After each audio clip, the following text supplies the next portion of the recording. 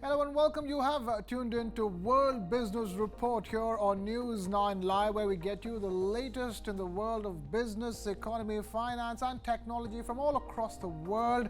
I'm Krishna Kumar.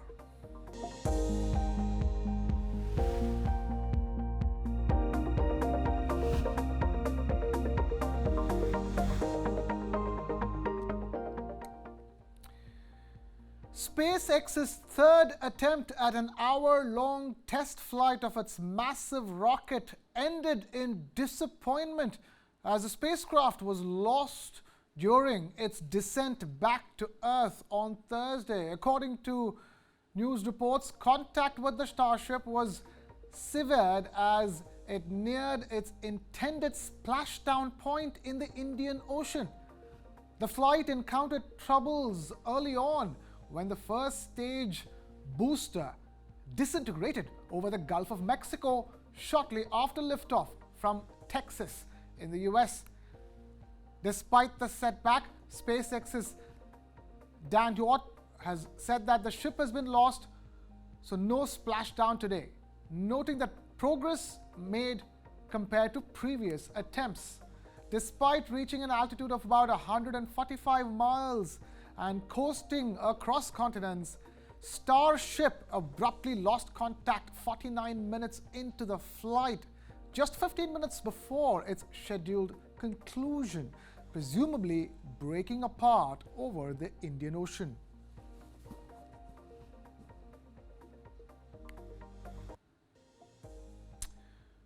Now, Apple has taken a major leap forward towards enhancing its artificial intelligence capabilities with the acquisition of a startup called DarwinAI. By integrating DarwinAI's expertise and talent pool into its operations, Apple aims to leverage cutting-edge artificial intelligence technologies to further enhance its products and services. By incorporating DarwinAI's team into its AI division, Apple gains access to top-tier talent and expertise in machine learning, computer vision, and natural language processing, among other AI disciplines. This influx of talent is expected to fuel Apple's efforts in advancing AI-driven initiatives across its product ecosystem, spanning from Siri and intelligent assistants to autonomous systems and predictive analytics. With an increasing emphasis on responsible AI development and ethical AI practices, Apple aims to lead by example in shaping the trajectory of AI innovation while upholding principles of fairness, transparency, and accountability.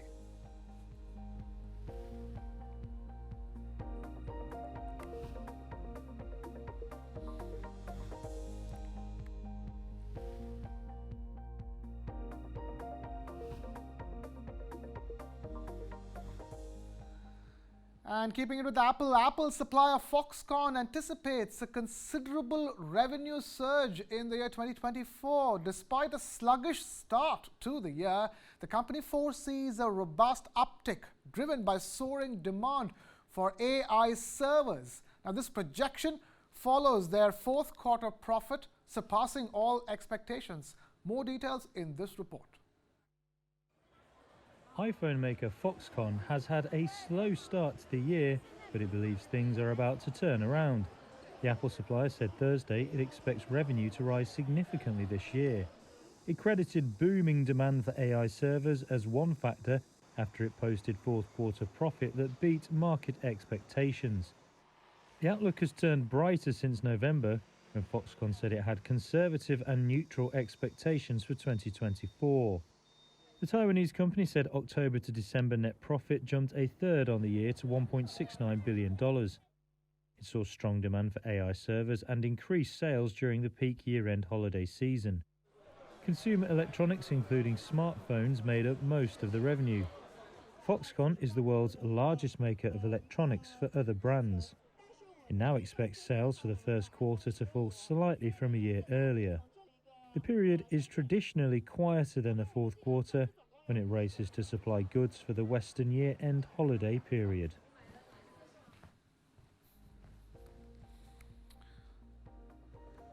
Now, Hyundai Motors and its sister company Kia have made a major announcement regarding the recall of approximately 170,000 electric vehicles in South Korea. This decision comes in response to problems that have been identified with the software integrated into the charging systems of these vehicles, and that's according to South Korea's Transport Ministry. According to the ministry's statement, Hyundai will be recalling more than 1 lakh or 100,000 EVs in South Korea, encompassing various models including the Ioniq series and Genesis models. Additionally, Kia will initiate a recall affecting over 50,000 vehicles under its brand.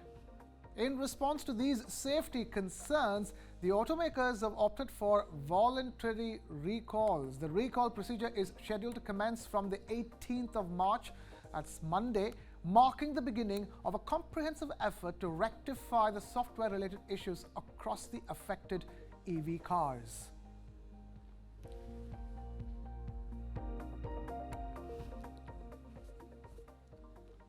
Now, keeping it with the auto space, as reported by the Japanese media this week, Honda and Nissan could form an alliance. Nissan's board did meet to consider partnering with its larger competitor, with the Nikkei suggesting a focus on electric vehicles to rival Chinese competitors. Both Nissan and Honda might perceive a necessity for action due to dwindling market shares in China, the world's largest car market, amid intensifying competition from local contenders like BYD. And the Nikkei suggests that they might need to curtail production in response. Honda and Nissan could be set to join forces. That's according to Japanese media reports this week. TV Tokyo says the Nissan board met Tuesday to consider an alliance with its larger rival. The Nikkei then reported that the pair could work together on electric cars in a bid to compete with Chinese rivals. Neither firm would comment on the reports. Nissan already has a long-standing alliance with Renault.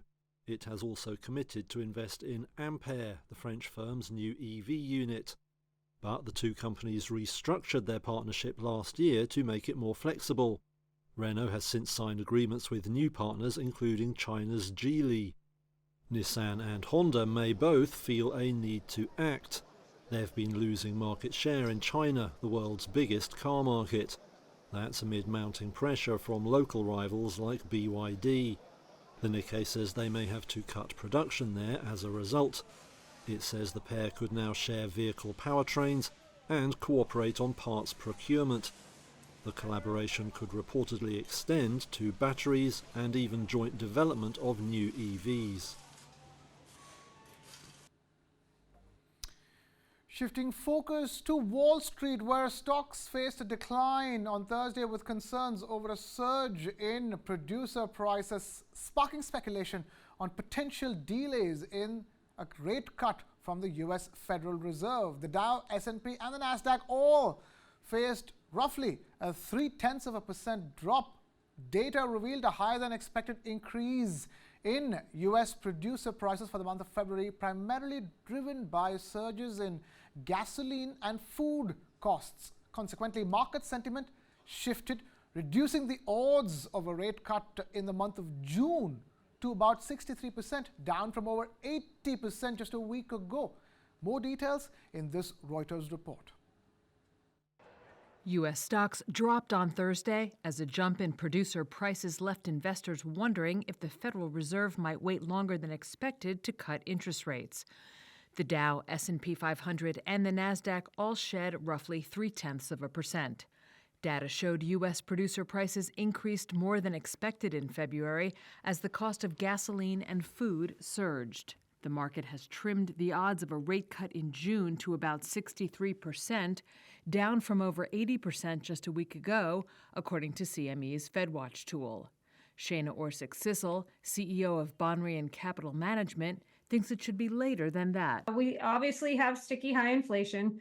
And if that is the Fed's goal, is to bring inflation to 2%, and that is when they'll feel comfortable cutting rates, we're not even close. As a matter of fact, we're going in the wrong direction. Other data showed U.S. retail sales rebounded in February, but less than economists expected they would. In company news, shares of Nvidia fell more than 3%, while an index of semiconductors was down nearly 2%. The index is down 3.5% for the week so far, with investors taking profits after recent sharp gains.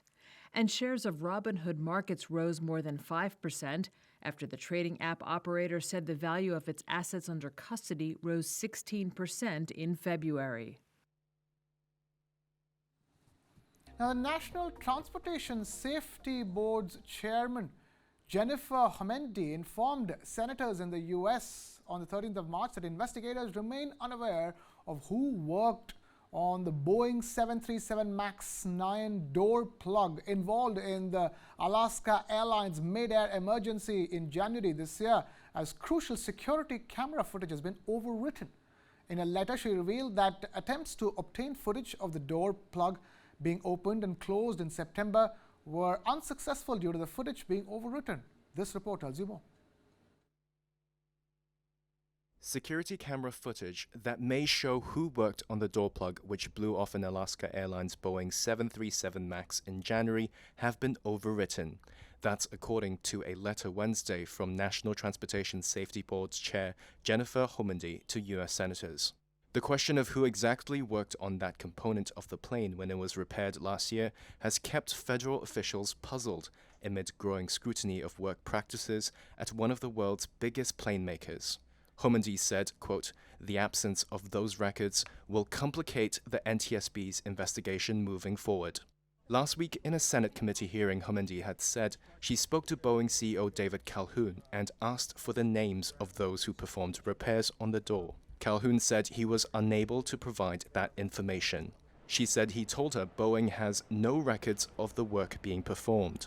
A Boeing official told Reuters on condition of anonymity, the standard practice at Boeing is to overwrite security videos after 30 days, but declined to answer additional questions. The NTSB said last month 4 key bolts were missing from the door plug that blew out on the plane. It turns out the documents detailing the door plug removal that were required by Boeing's practices were never created, according to a Boeing letter to a senator on Friday. At last week's hearing, Homendy also criticized Boeing's lack of cooperation with investigators and failure to disclose some documents. She called it absurd that the NTSB did not have a 25-name list of door crew at Boeing's 737 factory 2 months later.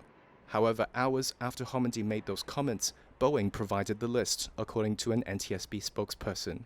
The Federal Aviation Administration has grounded the MAX 9 for several weeks after an audit found production issues with the jet. The Justice Department also opened a criminal investigation into the mid-air emergency in January.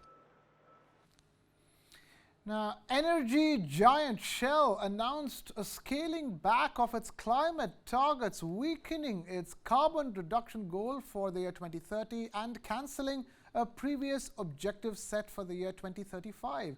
Shell's CEO cited the uncertain outlook for the global energy transition as the reason behind these adjustments, noting the perilous nature of predicting emission levels so far ahead. This report has more. Energy giant Shell scaled back climate targets on Thursday. It weakened its carbon reduction target for 2030 and cancelled an objective set for 2035. CEO Wael Sawan told Reuters this was because the outlook for the global energy transition was still uncertain. He further said trying to be forensic about Shell's emissions in 2035 was perilous. But the firm stuck to its plan to cut emissions to net zero by 2050. The changes are a key part of Sawan's strategy revamp to boost returns. He wants to focus on higher margin projects, steady oil output, and growth in the production of natural gas. Rival BP made a similar move last year when it pulled back on oil production and emission reduction targets. The companies have faced growing investor pressure to boost returns. Shell said it will target a 15 to 20% reduction in net carbon intensity of its energy products by 2030 compared with 2016 intensity levels. It had previously aimed for a 20% cut. Shell said it believed gas and liquefied natural gas will play a critical role in the energy transition and sees it replacing more polluting carbon in power plants. Shell also maintained its target to halve emissions from its own operations by 2030. Now, German shipping giant HapagLloyd faces the need to slash costs following a sharp decline in profits last year. The company attributed this downturn to a global oversupply of shipping vessels and, of course, the crisis in the Red Sea, signaling major reductions in expenses and sailings for the year ahead. HapagLloyd needs to cut costs after net profits sank last year. That was the message from the German container shipper Thursday. It said a global vessel oversupply and the crisis in the Red Sea would force it to cut expenses this year and could reduce sailings. The company said it would save on the procurement side and adjust services. HapagLloyd posted a net profit of almost $3.3 billion for 2023, down 83% on a year earlier. Prices to ship freight tumbled over the course of the year. The firm is also among a number of commercial shippers that have been skipping the Suez Canal. That after Yemen-based Houthi militants began attacking ships. Shippers have rerouted via the Cape of Good Hope, which adds 2 to 3 weeks to voyages. German ship owners group VDR has said the diversions are costing operators millions. HapagLloyd says pre-tax earnings will be down again this year. Shares in the firm fell as much as 2.5% after the update. Now, major African cocoa plants in Ivory Coast and Ghana are facing disruptions in processing operations due to financial constraints. This development is expected to result in a surge in chocolate prices across the world. This special report tells you more. Chocolate prices look set to soar even higher. A Reuters investigation suggests makers face trouble as cocoa plants in Africa halt output. Sources say processing has all but stopped in some key producer nations, with plants unable to afford beans. They've more than doubled in price over the past year, hitting record levels after 3 years of poor harvests. In the Ivory Coast, which produces nearly half of the world's cocoa, one state-controlled processor says it has stopped buying beans. Industry sources say its output has nearly halted, with other plants also set to shut down. Even giant commodity trader Cargill is said to have struggled to source beans for its plant there. It's a similar story in Ghana, the number 2 producer. Most of the 8 processing plants there have reportedly suspended output at times over recent months. State-owned processor CPC says it's operating at about 20% of capacity due to the bean shortage. It's all a headache for chocolate makers, which can't produce the sweet treat from raw cocoa. The beans first have to be turned into butter and liquor at processing plants. That will mean rising outlays for chocolate fans. Retail prices for the confection rose close to 12% in the US in 2023. With another year of poor harvests now expected, it's unlikely there is any relief in store. Now, Italy's traditional news kiosks are suffering as newspaper readership and sales are falling, forcing many to close down for the last time. The industry body in Italy estimated that 2/3 of Italy's news kiosks have shut down over the past 2 decades, leaving just about 12,000 in business. Take a look at this. Fabiano Pompei's family has been opening up their news kiosk close to Rome's imposing St. John Lateran Basilica since 1948. It used to be a thriving business and a neighborhood hub, but a prolonged slump in newspaper sales has forced it and many others to pull down the shutters for the last time. You can make sacrifices up to a certain point, but if you're earning little or even losing money, it is better to close and do something else, even if it hurts inside. Every night I dream about my kiosk because it is in my heart. Industry body snag estimates that 2/3 of Italy's news kiosks have closed down over the past 2 decades, leaving only around 12,000 in business. The Italian Chamber of Commerce says 2,700 went in the last 4 years alone. Plunging newspaper sales, which represented the bulk of kiosk revenues, are chiefly to blame. In 2004, around 9.54 million newspapers were sold each day in kiosks, according to data from ads. By January 2024, it was just 950,000. Stefano Di Persio's kiosk is next to the offices of Rome's largest newspaper, Il Messaggero. He used to sell hundreds of papers each day. Now, he shifts less than 50. Carta stampata, quindi l'editoria, diciamo, ecco. Print media and publishing is almost over. Earnings are the same as they were 30 years ago, but with prices that have quadrupled. Everything costs more, but you still earn the same. Copy sales have dropped dramatically, and in my opinion, and this is an optimistic prediction, in 20 years, there will be no more newspapers. My father's generation is over, and maybe the next one is over. Who reads newspapers anymore? Vending machines and tourism helps keep some kiosks afloat. The government is offering incentives worth over $2,000, but owners say it's not enough to save them. After the US House of Representatives passed a bill that would give TikTok's Chinese owner ByteDance about 6 months to divest its US assets of the short video app or face a ban, content creators are saying that they are not worried as they have other social media platforms to showcase their talent or convey their messages. Take a look at this. I think it's dangerous to put all your eggs in one basket. Content creators Cy and Lauren Willis, who go by Consuming Couple on TikTok, say they're not worried about a bill passed by the U.S. House of Representatives that could lead to a nationwide ban of the popular app. We're somewhat indifferent about it. It's obviously a factor and something we need to think about, but we have Instagram as well, we have YouTube, other platforms, so it's not the end of the world, it's not ideal, and it's going to take 5 or 6 months, so hopefully we can bring audience over to Instagram if it does get further passed in the Senate.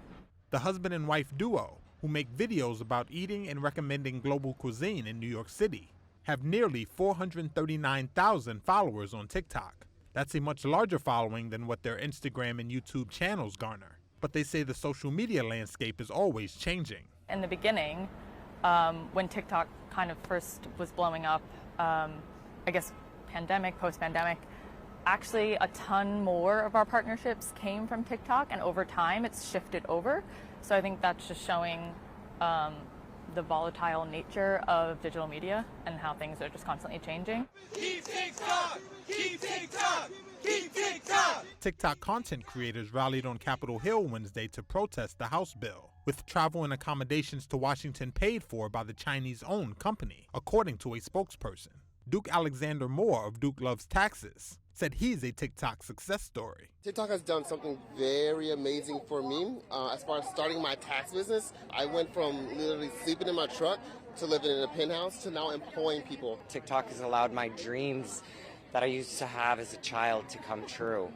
I would hate the dreams of all of the other people that use the app that are inspired and educated for those dreams to be crushed. The House bill is the latest in a series of moves in Washington to respond to U.S. national security concerns about China. It would give TikTok's Chinese owner ByteDance about 6 months to divest the U.S. assets of the short video app or face a ban. I don't think they've been open and transparent enough with people because the users, and 170 million people use it, I don't think 95% of them know why it's being banned. I don't think it's clear enough, and it's been different states have tried to ban it and they're basically just saying China. On Thursday, former U.S. Treasury Secretary Steven Mnuchin of the Trump administration told CNBC he is putting together an investor group to try to buy TikTok.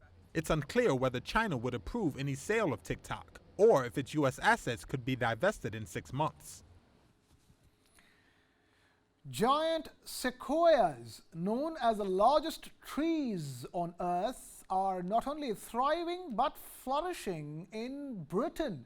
surpassing expectations. These towering wonders are growing at a rate nearly parallel to those found in their native habitat in the U.S. state of California. This report tells you all about all the details of this extraordinary phenomenon. Take a look. Giant sequoias, the largest trees on Earth, are thriving in Britain, according to a new study. Researchers from Britain's Royal Society found that the forest giants are growing at a rate nearly equivalent to those found in their native range in the U.S. state of California. Sequoias, also known as giant redwoods, were introduced to British country estates as a status symbol in the 19th century.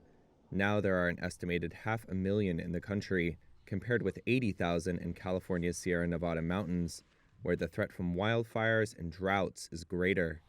Giant sequoias grow fast, provide shade and benefits such as absorbing carbon, and can live for more than 3,000 years.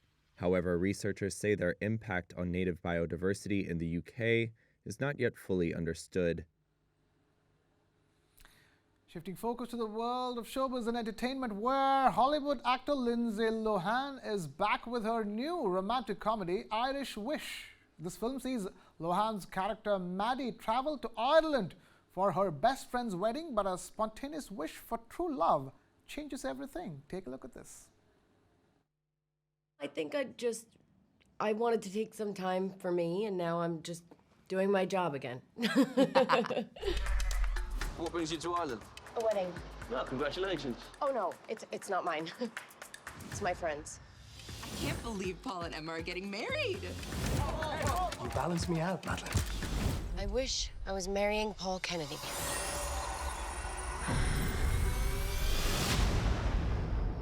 What the? Oh, Paul?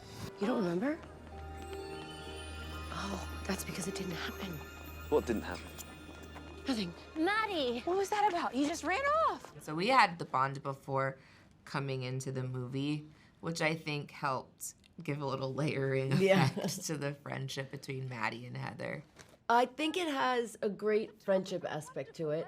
And also it stars the landscape as well, which I don't think you have in a lot of rom-coms, but this really shows off Ireland beautifully. There's a very strong sense of finding yourself and your own voice for Maddie. Yeah, it's very self-love heavy. Yeah. Hey, you're pretty good. I'd love to get married up here. Why don't you? I don't want to be difficult. I'd hardly call having a voice at your own wedding being difficult, would you? From movies to music, where Britain's iconic Glastonbury Festival announced a historic lineup shift. For the first time ever, 2 women acts will claim headline slots as Dua Lipa and SZA will join rock band Coldplay at the top of the bill in the month of June. Take a look at this. Artists SZA and Dua Lipa will headline Britain's Glastonbury Festival alongside rock band Coldplay, organizers said on Thursday. It's the first time women will fill 2 of the 3 headline slots. Country pop star Shania Twain will take the Sunday afternoon legend slot. British Albanian pop star Dua Lipa, whose hits include New Rules and One Kiss, will make her Pyramid stage debut shortly after the release of her 3rd album, Radical Optimism. U.S. R&B star SZA is the biggest surprise in the lineup. Her acclaimed album SOS won a Grammy last month, and the single Kill Bill has spent months on the British charts. Coldplay will be headlining for a record 5th time. The festival, which sold out in less than an hour when tickets were released in November, was criticized last year for an all-male top of the bill. Other acts set to appear this year include British rapper Little Simz and Afrobeat star Burna Boy, while Idols and The National will lead the charge in rock music. And that's all we have time for in this edition of World Business Report. Thank you so much for watching. This is Krishna Kumar signing off.